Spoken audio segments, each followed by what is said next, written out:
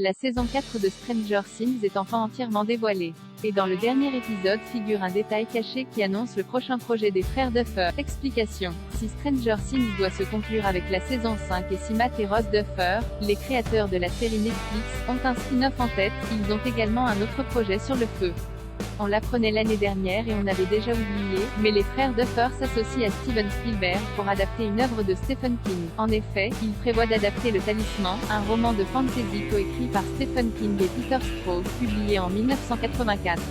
Les regards les plus aiguisés auront remarqué le clin d'œil glissé dans le dernier épisode à ce futur projet, comme le révèle le compte Twitter Stephen King France qui ne rate aucune info liée au maître de l'horreur. C'est le livre que Lucas, Caleb McLaughlin, lit à Max Sadicine, dans sa chambre d'hôpital à la fin de l'épisode 9 alors qu'elle est plongée dans un coma profond. Dans une interview à Vanity Fair, Matt Duffer a donné quelques infos sur The Talisman. Nous commençons à nous diversifier un peu dans la production de projets dont nous ne serons pas nécessairement les showrunners, simplement parce qu'il y a des propriétés ou des scénaristes ou des réalisateurs que nous admirons vraiment et avec qui nous voulons travailler.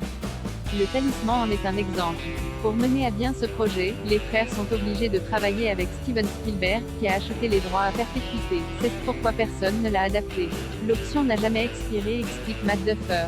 Notre ami Curtis Green est le showrunner de cette série, et il est l'une des scénaristes de Stranger Things. Il nous a appelés et il nous a dit « Auriez-vous envie d'être impliqué d'une manière ou d'une autre ?» Et on se dit « Tu plaisantes.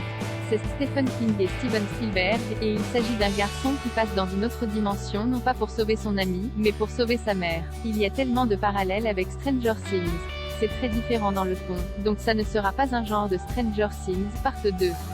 Il faut maintenant s'armer de patience avant de découvrir cette nouvelle série.